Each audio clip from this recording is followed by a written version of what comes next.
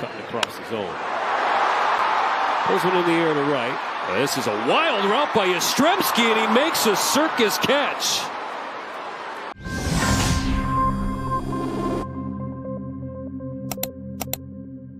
We've got quite the collection here. Articles, historical stuff, game recaps, analysis. Yeah, whole stack. And our mission really is to dig through it all and pull out the key stuff about, well, one of baseball's biggest rivalries. Biggest and longest, definitely. It's got such a unique story, too, moving clear across the country. We're talking Dodgers and Giants. Exactly. This isn't, just any rivalry. People call it one of the fiercest in American sports, period. And it's wild how it started way back in New York City. Right. And then somehow kept that same intensity after the big move to California. It's amazing, really. How does something so tied to one place just transplant like that? Well, it found new fuel, didn't it? Different cities, different tensions out west. And this thing is far from over. It's still going strong. Like, our sources cover their first meeting this season, 2025, just happened on June 13th. Yeah, and that was super late for their first game. Apparently the latest start to their season series since, 1999? That's right. And that game itself, the Giants took it 6-2. Yeah, we'll definitely unpack that one a bit later. Okay, so let's rewind way back. Where did this whole thing even begin? It goes all the way back to the late 1800s. Not California, obviously, but New York City. Okay. The first meeting the sources point to is actually the 1889 World Series. The Giants were already in the National League, and they played the team that would eventually become the Dodgers. Back then, they were the Brooklyn Bridegrooms. In a different league, Giants won that 6-3. But the real rivalry kicked off the next year, 1890. Exactly. That's when Brooklyn joined the National League. Now they're in the same sandbox. And right away, it was more than just baseball, wasn't it? There was this whole class thing, cultural divide. Oh, definitely. Giants fans, seen as the more well-off Manhattan types, the elite crowd. While the Dodgers fans in Brooklyn, more blue-collar working class. Yeah, and the sources mention a notable Latino fan base in Brooklyn, too, which adds another layer. It was really Brooklyn versus Manhattan. Deep roots there. And that friction went right to the top, too, like owners and managers hating each other. For sure. You had Dodgers owner Charles Ebbets and the legendary Giants manager John McGraw. They apparently had personal feuds that just added fuel to the fire. And that stuff trickles down, right? To the players, to the fans. Absolutely. Sometimes even leading to violence, unfortunately. Yeah. So, okay, any specific moments jump out from those New York days? That Bill Terry quote. Oh, yeah, the classic. 1934, Giants manager Bill Terry. Someone asks us about the Dodgers, and he just goes, "Are they still in the league?" Ouch. Dismissive. Totally. And it completely backfired. How so? The Dodgers, they got nicknamed the Flatbush Spoilers for this. They beat the Giants twice late in the season, knocked them right out of the pennant race, cost them the title. Perfect. Don't poke the bear, I guess. Yeah, lesson learned there. But on a much darker note, the sources do link the rivalry to fan homicides, one in 1938, and then again way later in 2003. That's awful. It shows how intense things could get. Yeah, and it was personal. Joe Torre, who later managed the Dodgers, he grew up a Giants fan in Brooklyn.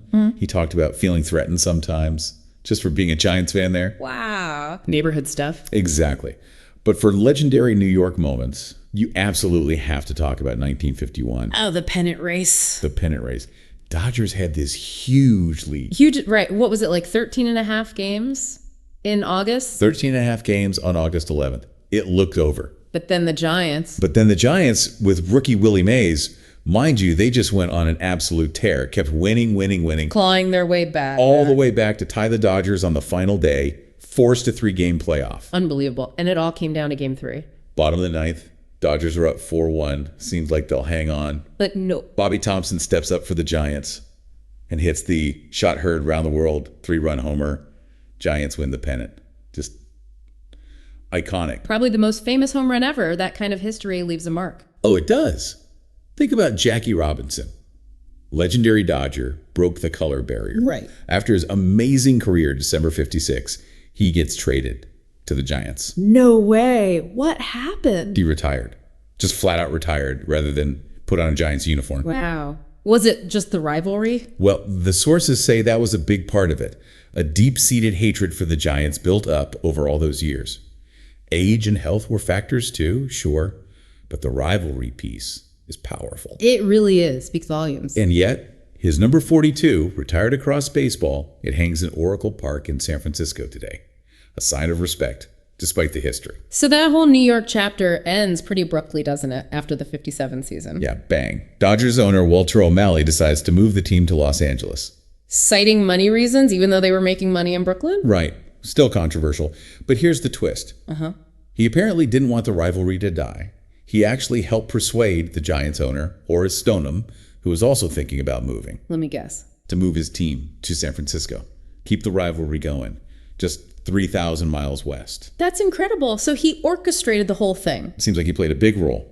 And just like that, New York fans were gutted, left with just the Yankees for a while. Until the Mets showed up later. And didn't they use the Dodgers and Giants colors? They did, blue and orange. A direct nod to those heartbroken Dodgers and Giants fans left behind. And boom, suddenly LA and SF have Major League Baseball. First teams out west. Yep. And the rivalry lands in a place where, let's be honest, LA and San Francisco already had their own stuff going on. Oh yeah, economic competition, cultural differences, North versus South California. Exactly. That existing tension was like fertile soil for this rivalry to just dig in and become even more intense, maybe. And the sources say that intensity unfortunately led to more fan violence over the years out west. Yeah, it's a recurring sad theme, the fierceness between the fan bases sometimes boiling over. So how have they stacked up since moving, records-wise? It's interesting. If you look at the whole history, Dodgers have a slight edge in National League pennants, 25 to 23. Okay. And they're actually tied in total World Series wins. Both have 8. But just since the move, since 58. Since 58, the Dodgers have had more success, yeah. More pennants, 13 to 6, and more World Series titles, 7 to 3. But head-to-head, regular season. Overall, going way back, the Giants actually still lead the regular season series by just a handful of games. It's 1,285 wins for the Giants, 1,279 for the Dodgers, plus 17 ties. Super close. Wow.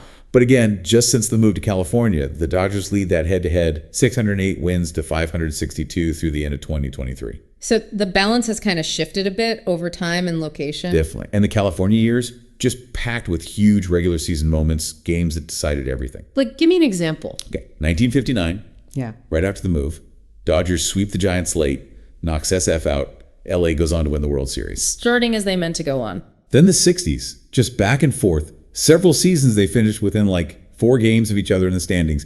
Constant pressure. And they have another tiebreaker? Yep. 1962, just 11 years after the shot heard round the world. Tied again. 3-game playoff again. Who won that one? Giants took that one 2 games to 1. Man, the drama. And 65 flips it. Giants have a big lead. Dodgers storm back with a 13-game win streak, win the pennant by 2 games, win the World Series.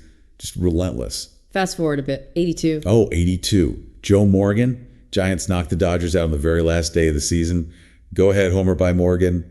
Devastating for LA. Payback time in 93, though. Exactly. Dodgers win on the final day, and this time it keeps the Giants, who had won 103 games that year, out of the playoffs entirely. Brutal. Just trading knockout blows over the decades. Totally. 1997, a late Giants sweep ties them with LA, propels SF into the postseason. Huge implications for both teams, the sources say. 2004, Steve Finley's grand slam for the Dodgers. Yet clinches the division against the Giants, who were then eliminated the next day. Dagger. And more recently, the Dodgers have had some big comebacks in the division race, right? Yeah, 2014 and 2016. Giants had pretty big leads, 9.5 games in 14, 8 games in 16.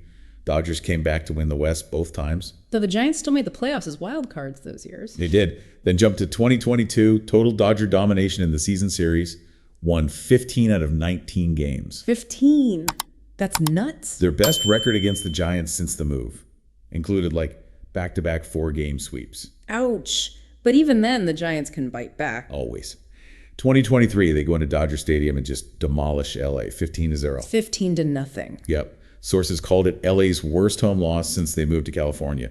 Shows you, no matter what, the rivalry means anything can happen. So with all these incredible regular season clashes, all this history, it's kind of crazy to think. That they never actually met in the postseason? Right. Until 2021. For 130-something years, no playoff series. It's almost unbelievable. But yeah, 2021, the NLDS, first time ever. And the stakes couldn't have been higher.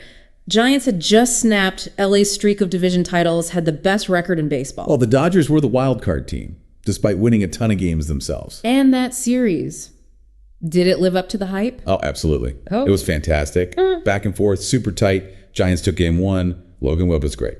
Dodgers punched back hard in Game 2, won 9-2. Will Smith homered. Game 3 was a nail-biter. 1-0 Giants win.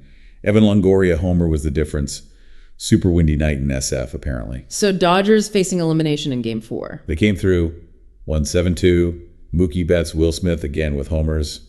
Forced Game 5 back in SF. Game 5 must have been intense. Unbelievably tense. Dodgers took the lead. Corey Seager RBI double. Giants tied it right back up. Darren Ruff homer. Wow. Stayed tied until the top of the ninth. Cody Bellinger comes up clutch with an RBI single off the Giants closer. Camilo Duvall. Gave the Dodgers the lead? Yep, 2-1. And then Max Scherzer, who they got mid-season, usually a starter, comes out of the bullpen. To close it. Gets his first career save. Sends the Dodgers to the NLCS. Just an epic finish to their first ever playoff meeting. And you think about the near misses too, like 2014, 2016, both in the playoffs but didn't meet. Right, one got knocked out before they could play each other. In 2020, the Giants almost made it. Could have been a wild card matchup, but they were eliminated on the last day.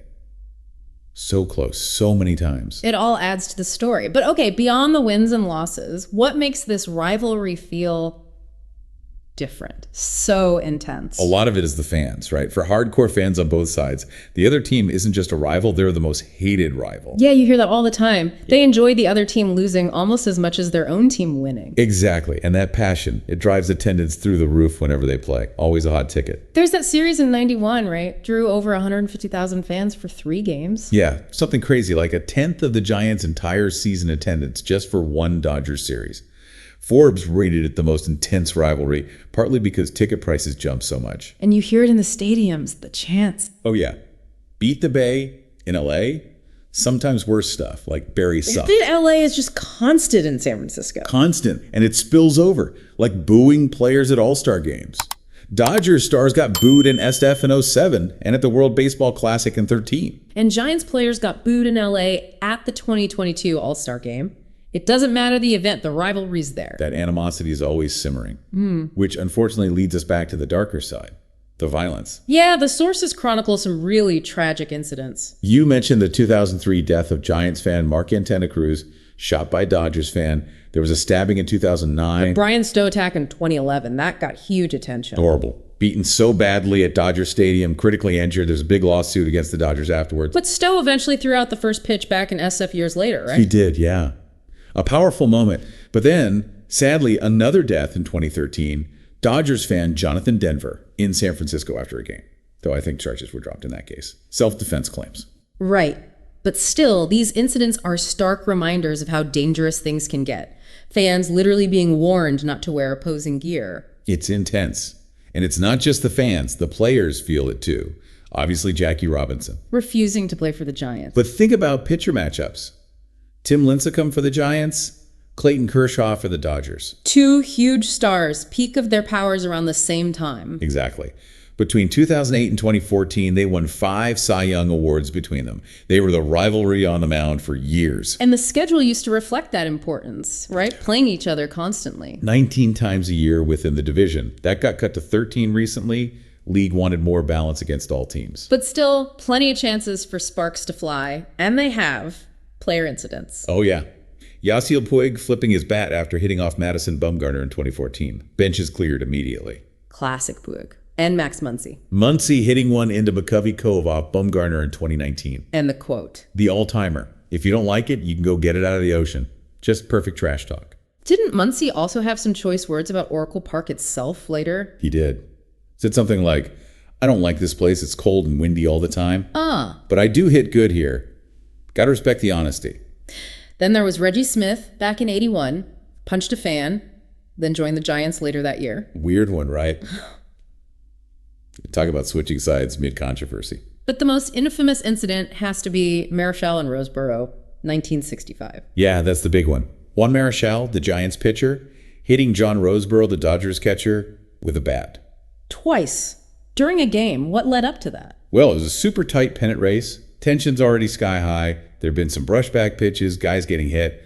Roseboro threw the ball back to Marichal, but it buzzed near his ear. And Marichal just snapped. Pretty much. Turned and hit Roseboro over the head with the bat. Chaos erupted. Huge brawl lasted like 14 minutes. Jeez. What happened to Marichal? I suspended 8 games, biggest fine in NL history at the time. Roseboro sued him too, though they settled. Roseboro said his throw was just retaliation for Marichal throwing at Maury Wills earlier. Standard practice, he claimed? Right. Just an incredibly ugly scene. But the postscript is fascinating. How so? Years later, Marichal and Roseboro actually reconciled. Became friends. Close friends, even. Really? After that? Yeah. Roseboro actively campaigned for Marichal to get into the Hall of Fame.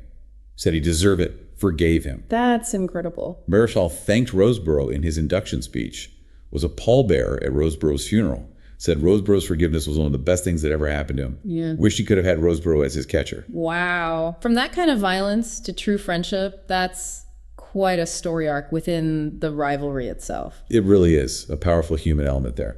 So, okay, that huge history brings us right back to the present. That first game of 2025, June 13th. Yep, just happened. At Dodger Stadium. And the sources really played this up, right? Not just any game. Called it critical, pivotal. Yeah, potentially season defining.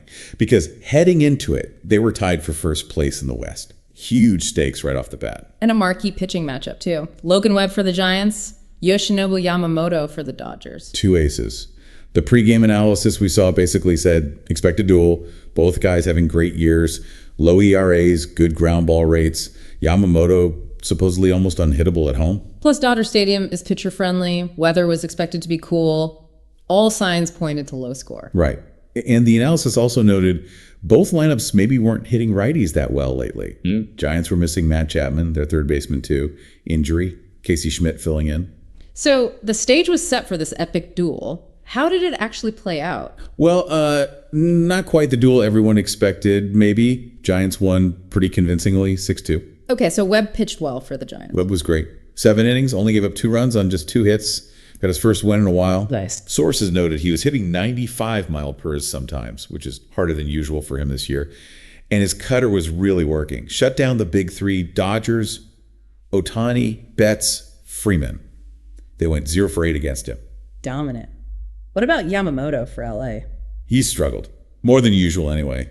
Gave up 5 runs in under 5 innings. A season-high 5 walks. Ooh, what happened there? Reports mentioned he seemed pretty frustrated with the umpire strike zone, Adam Beck. Especially in a key inning, the 3rd. Yeah. Got knocked out in the 5th. Just wasn't his day. So where did the runs come from? Giants scored early? Yep. Willie Adams hit a solo homer in the 1st opposite field. Dodgers answer back. They got 1 run in the 2nd on a sac fly after Webb walked a couple guys. 1-1. But the 3rd inning was the big one for Yamamoto's struggle. That was the killer. Yamamoto walks the bases loaded.